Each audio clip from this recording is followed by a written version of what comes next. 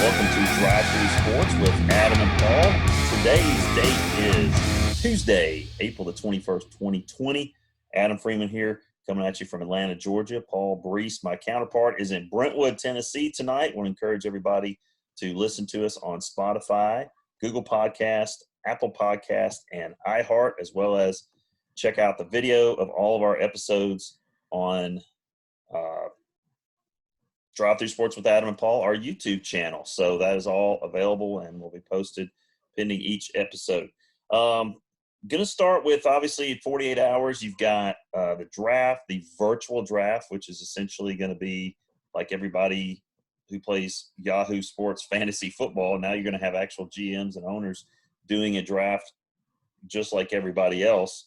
So, Paul, I'm going to let you jump off. You said you got some DL for us on the draft.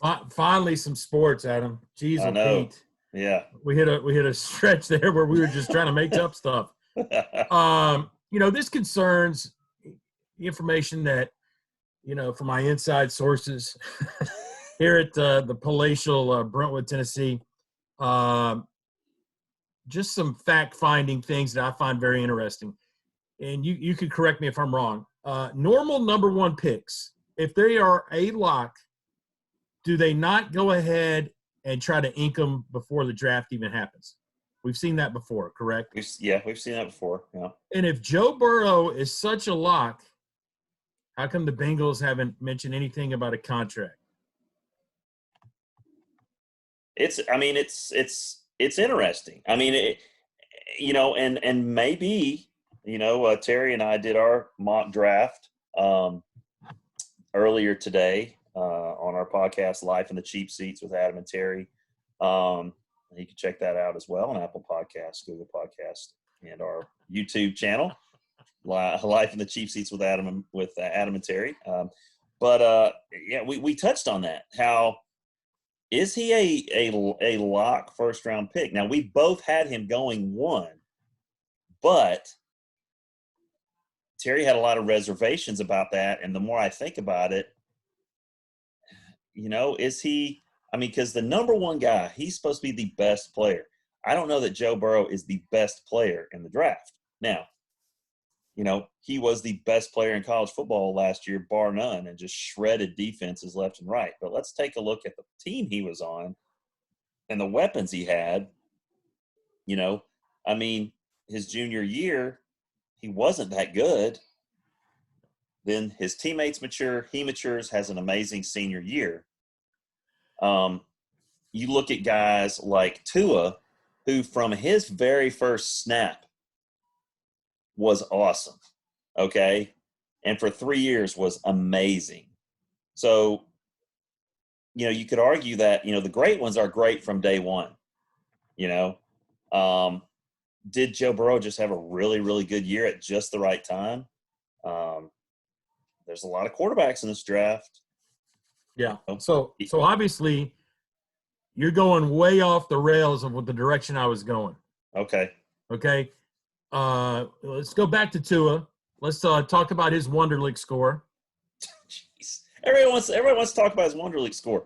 I don't care about his Wonderlic score. I care about what he does between the lines and in the locker room. All right. So we're not going to talk about it. We can argue about it if you want to argue about it. If you do you not think Tua is going to be a good pro?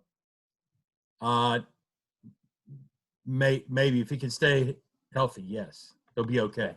Okay. So my prediction is this: the Bengals look to trade down somehow, and if they can't wiggle their way down, they're going to take Justin Herbert as the number one pick. Really? 6'6", 235, and he did not have the weapons of neither Tua or Joe Burrow, and that guy is ready to star in this league. Okay, so with that being said, what do you think Cincinnati tries to get if they trade down? So they want to trade down with somebody, because what is a number one pick worth? It's worth your number one and maybe a future first-round pick. the pick. Well, who has the most who has the most picks to give up? Oh, the Dolphins. That's right. So if they feel like, you know, they feel like Tua's not the guy, they may feel like, Herbert is the guy. But see, I still think if they really thought that, I think they can get Herbert at 5 if they really if they want him. You know, but Well, I or do the Lions. or the well, yeah. Well, I've actually got in my mock draft. I actually have the Dolphins trading their 2 first round, like 5 and 26, to the Lions for that third pick. Okay. And getting Tua at 3 overall, just because I think he's going to be and can be that good. So, I mean, the Dolphins have a lot of flexibility. You're right. My thing with Cincinnati is if you trade back, what do you need? Like, I mean, you name it. they really need everything. I mean, you'd almost say, hey, the issue is, though, it's not like a situation, I just feel like it's not like a Joe Burrow is so coveted by every organization that this number 1 pick is going to be like years past where you could ask a king's ransom for it and people be willing to pay for it and give up, a first rounder, switch with you this year, first rounder, and then a future for or whatever they deem, the value of these picks are. There's a formula that they go by. But I don't know that I see other teams valuing Joe Burrow like they would in years past, like a Peyton Manning, like right. a John Elway. I don't know, and especially with all the quarterbacks in this draft that are pretty good. I mean, Burrow, Tua, Herbert, Love. I mean, there's it's. I mean, you didn't even say Jalen Hurts. yeah, Jalen Hurts. I mean, I'm just kidding. I mean, you got 4 or 5 guys that could go in the first round. Now they may not go in the top 10. I think you probably see 3 go in the top 10, possibly. But a lot of wideouts in this draft. Listen, I'm going to put you on the spot. All right. I want you to tell me the name of the Cincinnati Bengals head coach. Oh, dear Lord. Exactly. Yeah. Well, it was Marvin Lewis for years and years and years, and he got replaced. Zach Taylor.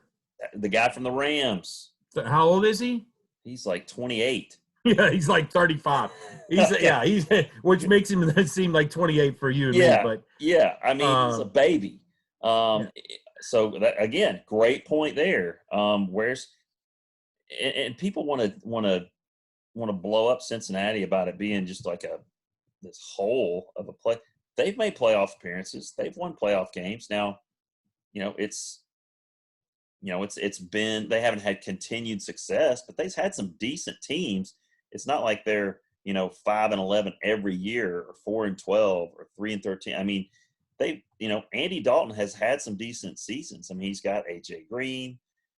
He's got Joe Mixon in there. I mean, they've got some guys that, with the right combination of the right offense, maybe they can win some games. I don't think Cincinnati is as horrible a destination as everybody makes it out to be.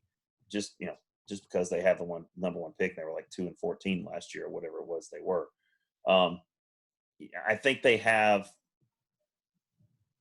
not the worst. Let's put it this way. Even though last year's record says they were, I don't think they're the worst organization in the NFL. So anyway, we could go on forever about possibilities with the draft. We'll find out in 48 hours, but I expect it to be entertaining, and I expect there to be a lot of jostling and a lot of indecision because they don't have the information. They haven't been able to look at these guys. Yeah. Just look at their college tape. They don't know what they've done since from January up till now. I mean, they could be massively overweight and out of shape, and they're drafting. They don't know. So it's going to be, information's at a premium. right now, and it's just not available for the draft. So it's going to be super interesting to see how they approach things. Hey, I got to say this, Adam, is before you lead into the other thing. The only thing that we do know is there's a lock at number 2, right? Yes, I think Chase Young's your first defensive player off the board for sure. Okay, Yeah, because that's yes. I so think that team may be I mean, if there's another team that needs a quarterback, they could work their way up, maybe a spot or two for the Redskins, knowing that they wouldn't take Chase Young away from them. But right.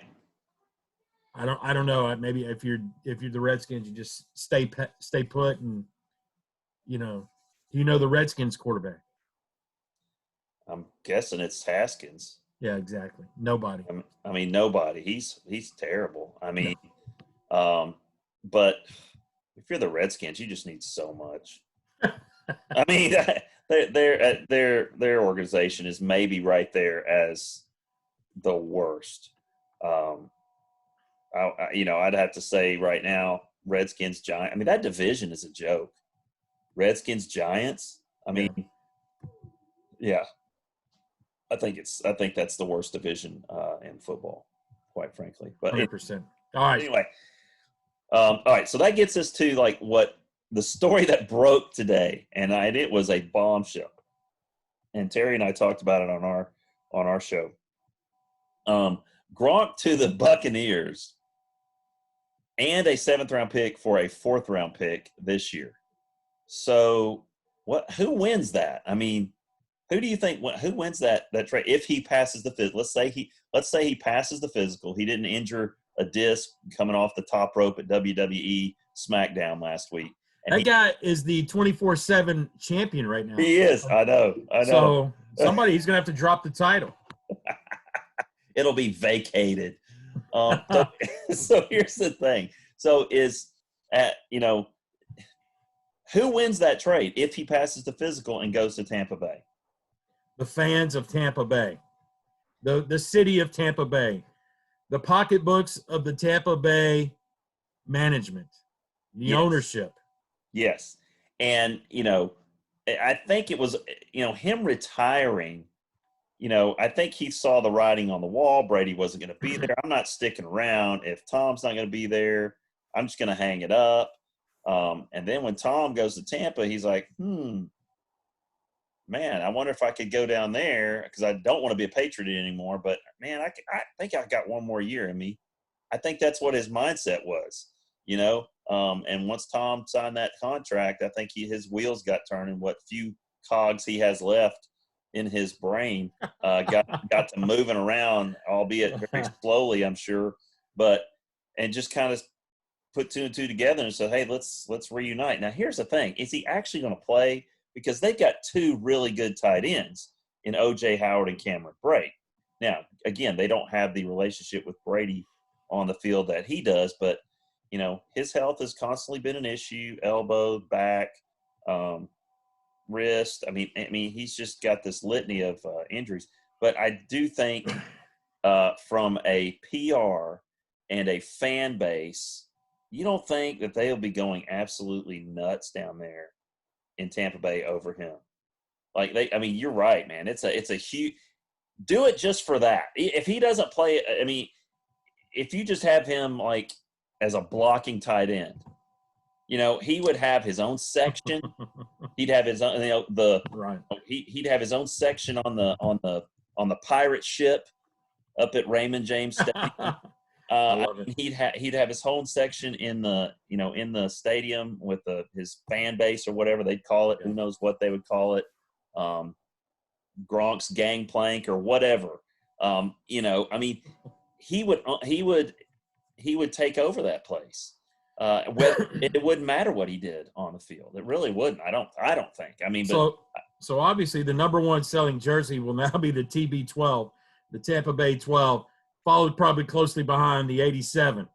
So yes, very close. And have you seen the T-shirt, the Tampa Bay T-shirt that they've put out? You remember the old school, the creamsicle jersey? They had absolutely. Okay, it's Tom Brady's face with the creamsicle Buccaneer. It's epic. It is epic, man. It is the coolest thing I've seen yet. It is a Tom Brady Buccaneer, the old school creamsicle Buccaneer logo with Brady's face in it, and it's just it's awesome. It's so awesome. Unbelievable. I love that shirt. What the guy that has the knife in the mouth? Yes. I love it. They left the knife out of this one. Oh, they did? Yeah. I'm sure that someone will add that. I'm sure, and that would be classic. You know what? I'm gonna have to get me one. I'm gonna have to. If they put the knife in his mouth, I'm ordering one for sure. Yeah, absolutely. Next broadcast. But so you talk about Tampa Bay. Okay, you got Brady, Ronald Jones at the running back. You got Evans, Godwin, and then Gronk and OJ and Brate. I mean, talk about scoring. That's not all they have to do is protect Tom Brady from getting hit, and you're gonna find yourself, in the playoffs. Yeah, I mean, you may even. I mean, I think you've got. The Falcons aren't going to win that division. The Panthers aren't going to win it. So it's them and New Orleans, I think, for the division. So you could actually – I think you could see them at 10-6 as a wild card team possibly. And then who knows what happens from there. I mean, trying to change the culture. I think that started with the Brady move, and I think they've got as good a chance as any. To make it. So and and now the greatest backup quarterback in Tampa Bay's history, Blaine Gabbert. Yes. I mean, this guy is on pins and needles, man. Oh, former Tennessee Titan, by the way. He's holding his breath every time Brady goes back. Please don't get hurt. Don't follow the guy, right? Yes. Yeah. You don't want to do that. Every fan base is cheering for the backup quarterback when things go south. There's no one in Tampa Bay that wants to see Blaine Gabbert on the field. No, never. Only in mop-up duty, and that's it. Yeah. Mop-up duty and mop-up duty only. Yeah. Oh, my goodness. Wow. Well, we're talking about, Speaking of mop-up duty. Mop-up.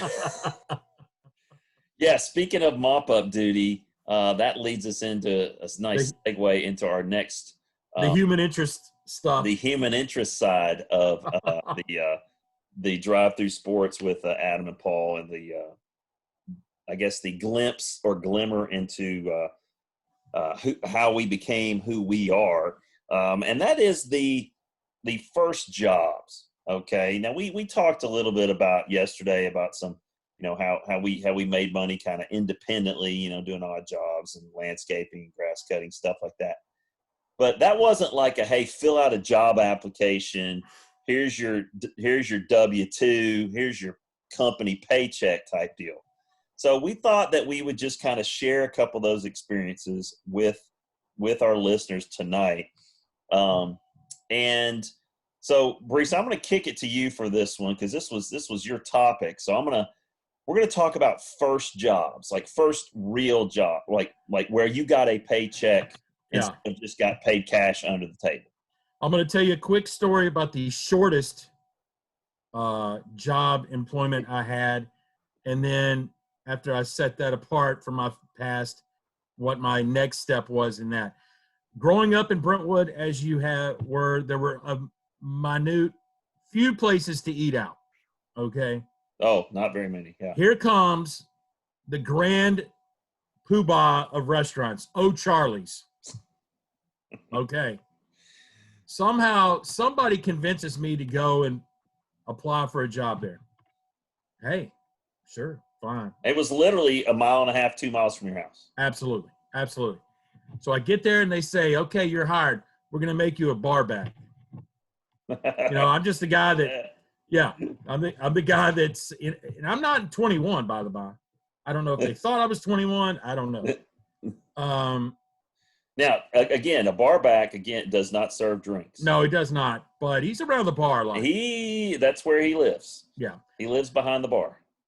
And somehow I got there, and it went from, my first day, it went from, here, help out, clean out around the bar area, to here's the old bus boy. They gave me the old gray tub and an apron and a rag, and they made me wander about. And obviously, a longtime Brentwood resident in a brand new restaurant, I knew a lot of people coming in. Oh, yeah.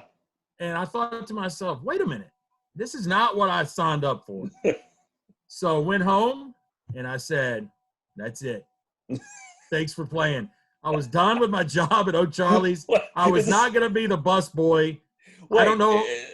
Just one day? One day. Like one shift. One shift, one day, and I thought, this is not what I want to do with my life. This is not the part-time job that I was looking for.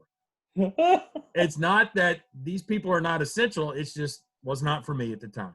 Oh, I love it. So I took myself, I took my game, I took my ball, headed to Green Hills. At the time was big time, right? Oh, like yeah. Yeah. Oh, yeah. And still is. Nobody ever wants to go to Green Hills because of the traffic still.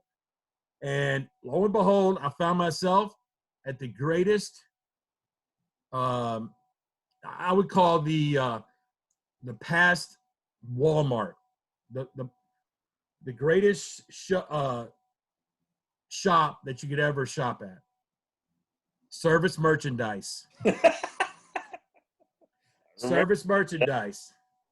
Yeah. If you ever remembered that, it was basically you came in. It was it was like an Amazon show floor. You would come in, you would do an order, and they would just ring it up, and they'd bring it up from the merchandise from downstairs in the basement or the warehouse. They'd roll it up the conveyor belt. You go pick it up, and out you went. Yeah, there was no wandering around shopping. Yeah, you had the service merchandise catalog. Absolutely, you just figured out exactly what you wanted. You had the part number, whatever model number. You go in there, hey, I want this. They'd be like, all right, send up, and he'd send it up on the conveyor belt. And I don't know if you remember this. Yeah, well, my role was stocking, restocking the sporting goods / toy area, and then helped at the cash register and helped my good friend Silent Sam. Silent Sam. You remember Silent Sam? No. Silent Sam. Who's Silent Sam? Uh-oh. Silent Sam. Dude, I'm drawing a blank. And Brees just froze on me. So giving you guys some more detail behind service merchandise, which now there was one in Brentwood. It was essentially a warehouse that you went to, and just told them your order, and then moved on from there, and then they would just roll it up through the conveyor belt from the bowels of, the. There he comes from the. Hey, what happened? Connection. You froze on me. No, you froze on me. What? Yeah. No, I didn't. I'm online, brother. Your face was stuck. No, yours was stuck. Mine wasn't stuck. You were oh man. You're like this. And I was like, and you said Silent Sam. Yeah, and I said Silent Sam. So I don't know who Silent Sam is. He was the guy. he was kind of the mascot of the place. Okay. He was the one where you went to, and you put in that information. Silent Sam was the guy that gave the instructions on what to do. All right, it's kind of like the Shoney's big boy. He's your guy. He's my guy. Listen, that lasted more than one day. I actually worked there for about 9 months. Really? It was a pretty good run. Okay. So from the time you were how old were you when you had that gig? Jeez, Pete. Maybe maybe 18. Think of it maybe in the summer of my senior year. Okay, so through your senior year, like during your senior No, year? I think about graduated senior year and into college for about 9 Okay, so months. you worked – well, that made sense because Lipscomb was right there. Right. So that made sense. Okay. All right. Yeah, mine was around that time. Maybe a little before that. As you alluded to with your O'Charlie's, not that many places to eat in Brentwood in 1988. Okay, 89, somewhere in there. You had Wendy's, Mrs. Winters, Red Geranium. I mean, help me out here. O'Charlie's, Yeah. Yeah. Tubas, Was and that Burger Delights? King. Okay. Delight. No, it was Delights, but it had been changed to Burger King. So Okay. Burger King, and then on the end, you had Pizza Hut, which was a dine-in. So here's how this basically. I'm a senior, my last semester, and for us, prom was like first part of May. And, all my buddies are going to prom. They're like, you got to go to prom. You got to go to prom. I was like, man, prom's expensive. And, but, I didn't, they're talking, getting all these plans and all this stuff. And all I'm seeing is like dollar signs. Like, I got to pay for this, pay for this, pay for this, And so, basically, I wanted to pay for it myself.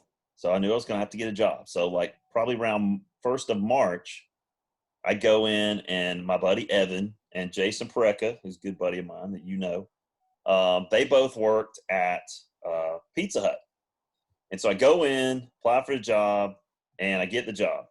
And I worked typically probably 3 days a week, or 2 days, weekdays from like 5 to 9. And then I would work either a Friday or a Saturday, like 5 to close or 5 to 10. So I would always close on a Friday or a Saturday. At least one weekend night I would close. Now, when you get the closing shift, it's not something you're looking forward to because you're there from 5 o'clock to midnight or later, even though the restaurant closes at like 10, because you've got to shut everything down. You got to clean everything, make sure that everything's vacuumed and swept, and, disinfect the counters and all that stuff. The kitchen, everything's put away.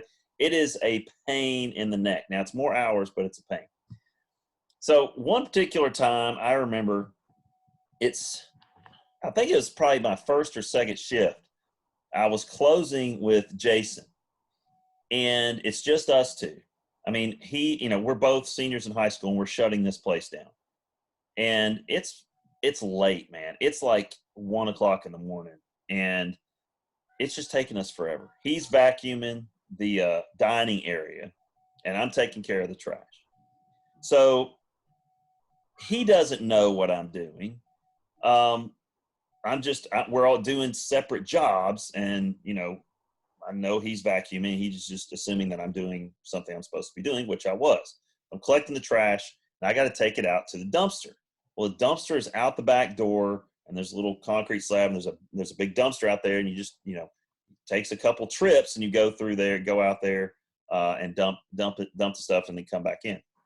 So I'd already made 2 trips out there, and on my 3rd trip out, now again, it's like 12:30, and it's March, so it's not like it's hot outside. I mean, it's one of those like 35, 40 degree spring nights in Nashville, and I come out, and as I come out, I'm pushing the cart, and I hit something, and I'm tired, man, and I'm like, man, and I just shove it again, and I hit, and the trash can kind of goes forward.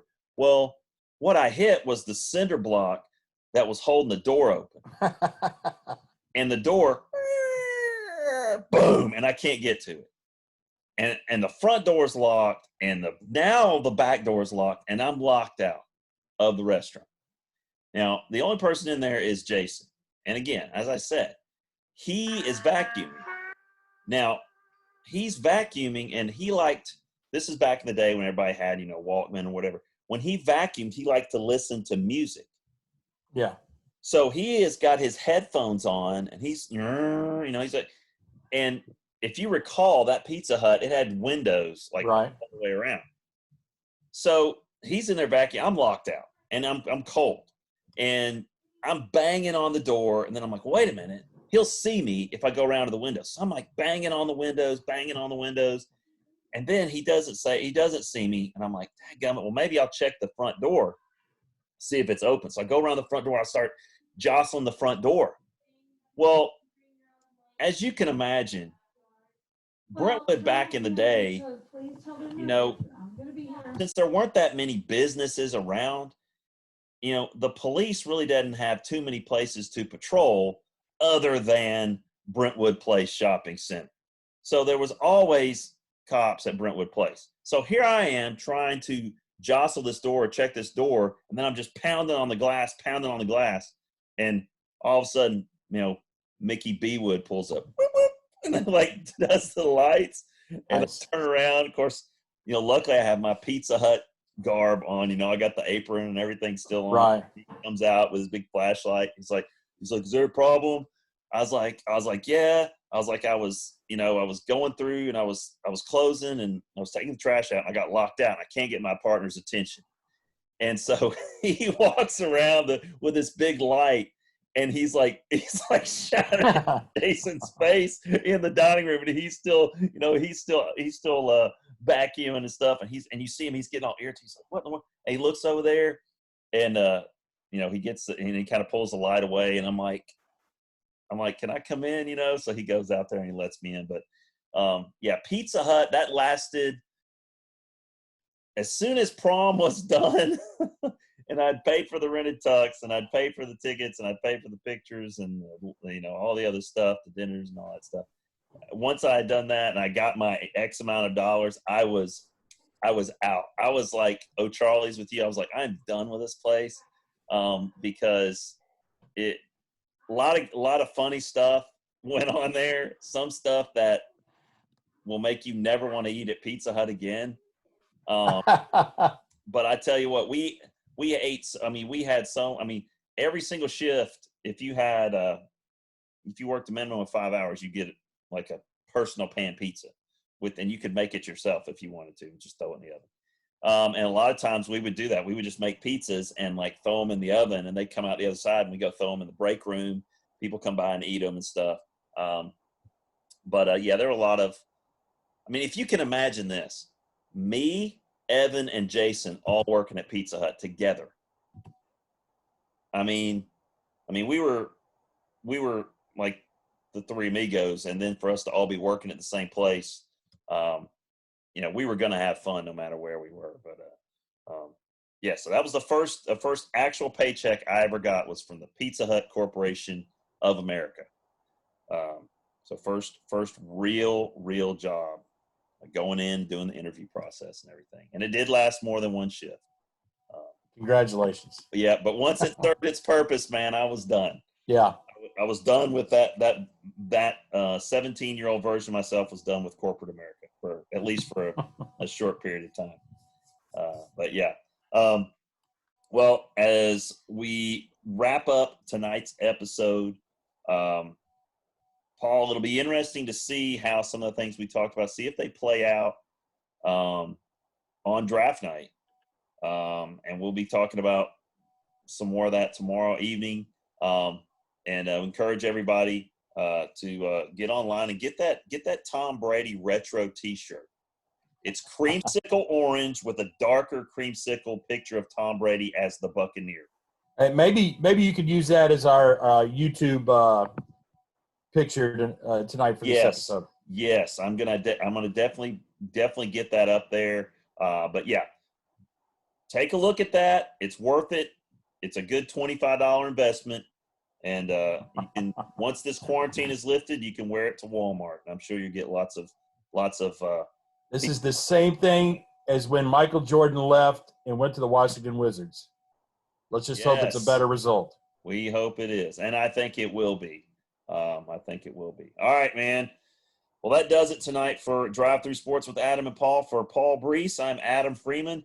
Tune in again tomorrow night on iHeart, Google Podcast, Apple Podcast, and Spotify. And watch us on Drive Through Sports with Adam and Paul on our YouTube channel. We'll catch you guys later.